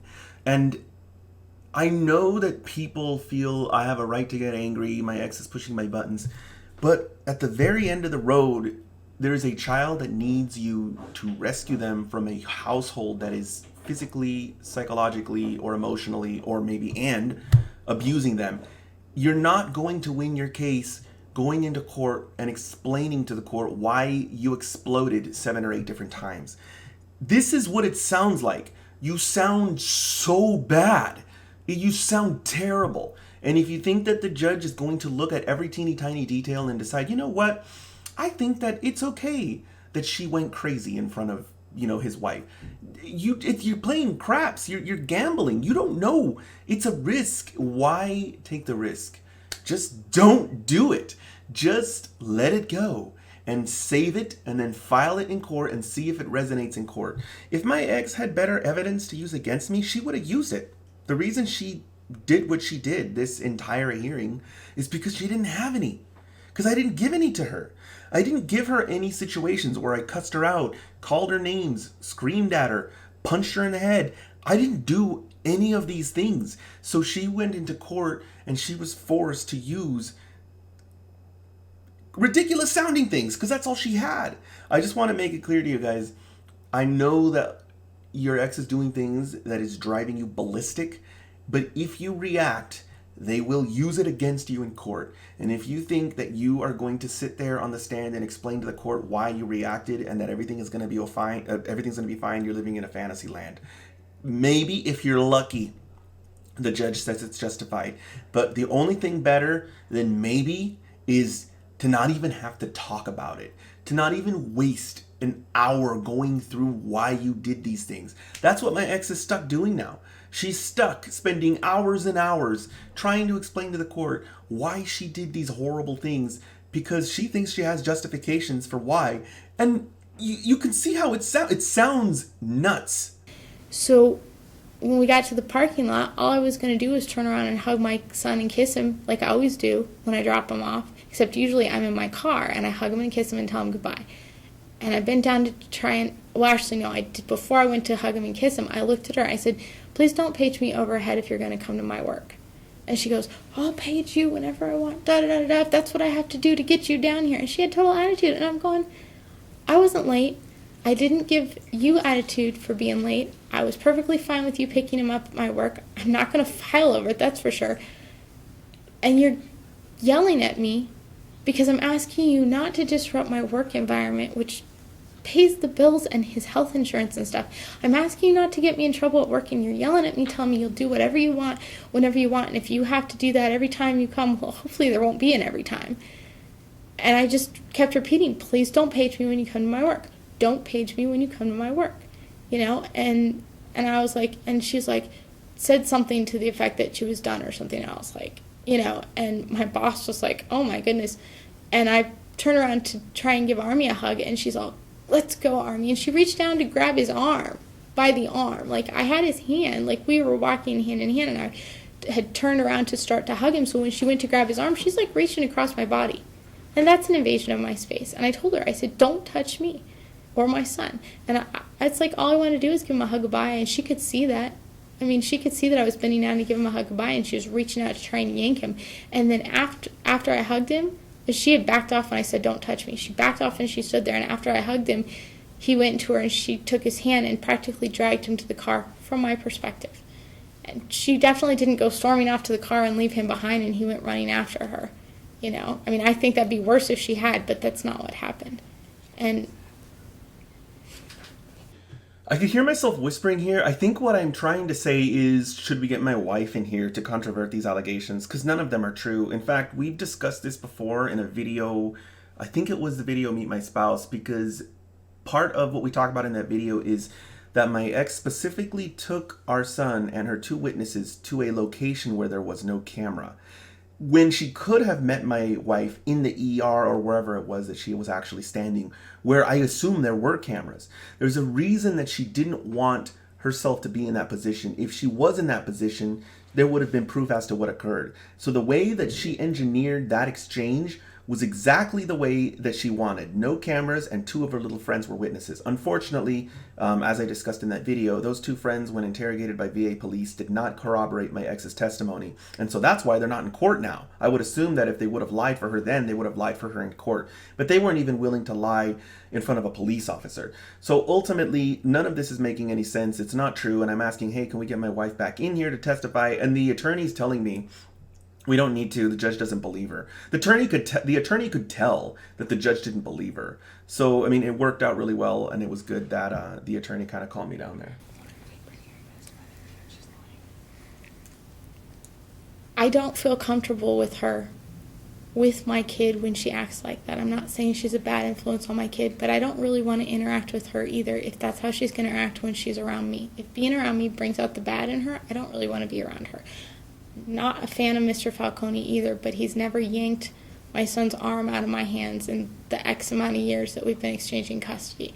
And the reason why I asked him to put my son down and walk to me, the reason why I refused to take him out of his arms, and the reason why I was so uncomfortable at the dentist's office when she noticed that I was acting weird, is because he touches me, or at least he used to before I put a stop to it. He sits next to me every chance he gets. I used to bring someone to every doctor's appointment because he would sit in the chair next to me, and I'd move, and then he'd move. And the same thing with this Dr. Molina's. She sat in the waiting room the whole time, and he went back there with me alone and would sit next to me, and if I moved, he'd move. And when we sat in the room to fill out the paperwork, I sat over here and he had to sit right next to me, so I moved around to, because there's like 4 chairs, so I moved around to the other side of the table. And he was like, oh, I'll move over there. It's like, you don't get it. I'm moving because I don't feel comfortable with you touching me. And then when we were at the counter and he was paying for the cleaning, again, he's like moving closer to touch me. And same thing with dropping off Army. He's like 6 years old when I asked him to stop doing this. This wasn't 8 months ago. This was like 2-3 years ago. And I asked him to stop because he'd hand him to me when he was awake, when he's like old enough to walk. I mean, I understand when he was 1.5, 2 years old, you kind of have to hand him to me. And I just have to suck it up and deal with it. But I don't have to deal with him touching me for the rest of my life.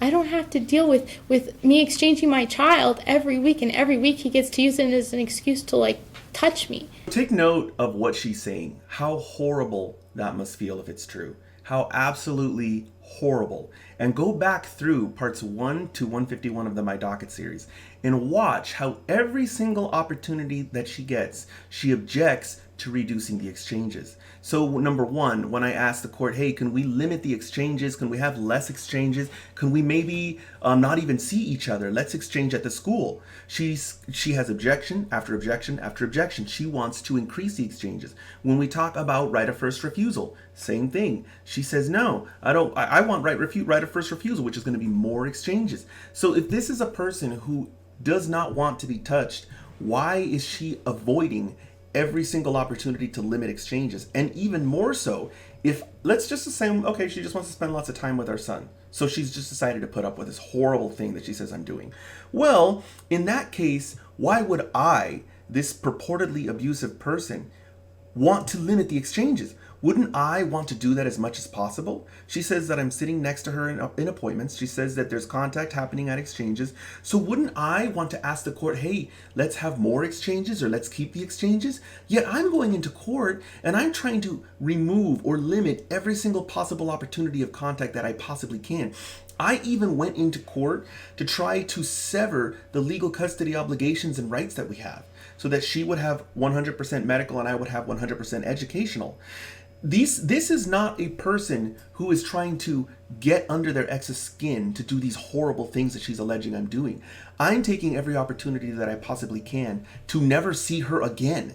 So this testimony that she's given is completely untrue. It's laughable. And none of any of my conduct going up to this point, nor her conduct, is consistent with any of this at all. It's a Hail Mary. It's a desperate, in fact, it probably sealed the deal. Because, I mean, this judge isn't going to remember the history of the case, but this judge is going to notice that my responses in the emails and my demeanor in court is not the demeanor of somebody who's obsessive, who wants to get revenge, or who wants to be in their ex's life. This is a person who wants to work around her ex's dysfunction, who's trying to avoid these problems. I just wanted to really highlight that for you guys because I think most of you have been watching from part one and you've seen from part one that I am the person who is saying limit your contact at all times. And what she's describing right here is exactly the opposite of what I've been doing the whole time. Why does he have to be exchanged at midnight? Because, well, if he got exchanged earlier on Saturday, I work 3:30 to midnight. And I can't afford to work day shift, and I never said I would. I specifically said I couldn't afford day shift because I make little enough as it is. Why can't you exchange the next day when he gets up?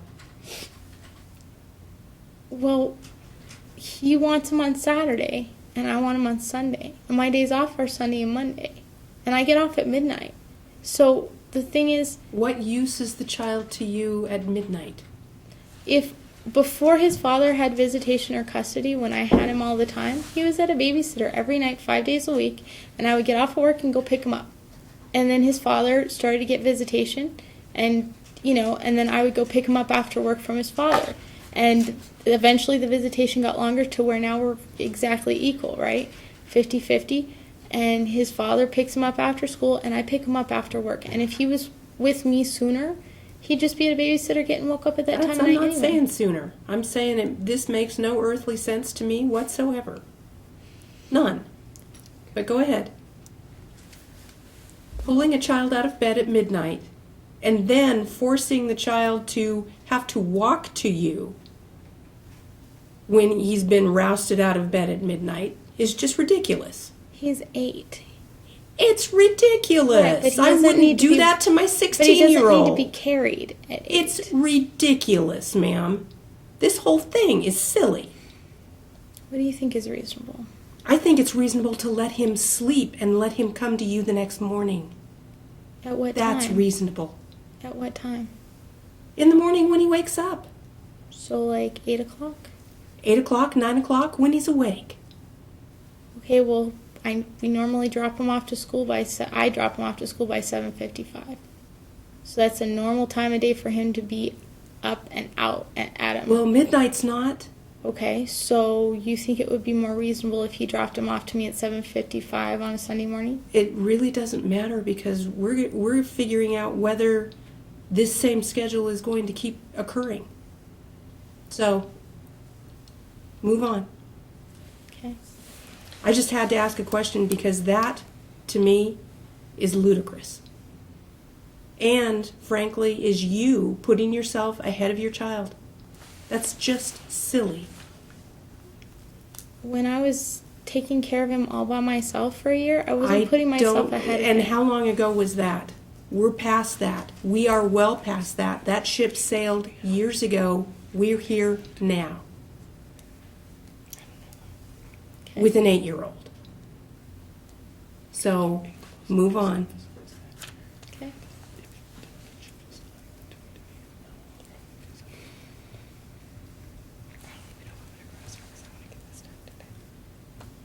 I feel like Mr. Falcone tries everything he can to do what is in his best interest, and he's constantly twisting it. And after 7 years of trying to be perfect and definitely not being. His saying he's not out to get me or that I can just communicate with him, it never happens. If I try, it never happens. And if he gets to take him to Vegas, he will not work with me. I'm supposed to be able to call him. I gave up because he would never let me talk to him. Ever. He wouldn't let me talk to him at Christmas. He wouldn't let me talk to him at his birthday. If he had him, I would never get to talk to him. And he says he'll put him on Skype. I've got emails where he says that it's more important for Army to be able to play with his friends at 9 o'clock at night than to be able to talk to his mother before bedtime. He does not care about keeping him in touch with me. And if you think it's in the best interest to take me out of his life so that I can't be there doing his homework every week, so that I can't go to every single school field trip, because I've been to every single one since he started school, so that I can't volunteer at his school every week, so that I can't go to almost all of his medical appointments.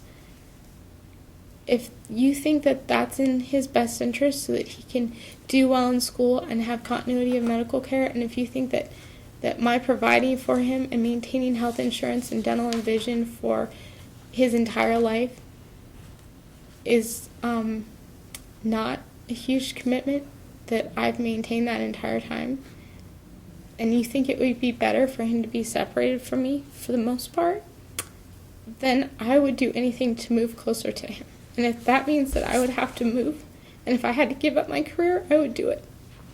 I have had the same career for 11 years, and I'm a federal employee, and I'm 9 years away from retirement. But if you let him take my child so that I don't get to see him every day, I will move wherever you let him move. And I don't care if I have a job, and I don't care where I am, because as long as I'm closer to him, that's all that matters. I've seen a lot of people who have more money than I do, who have better situation in a lot of ways, but that doesn't make up for the amount of time you spend with your child. I have seen doctors who have so much money and can give all this to kids that I can't, but you know what? It doesn't make up for spending time. This. I don't care about unnamed doctors. Focus on this. You cannot give him something more important than time with his parents.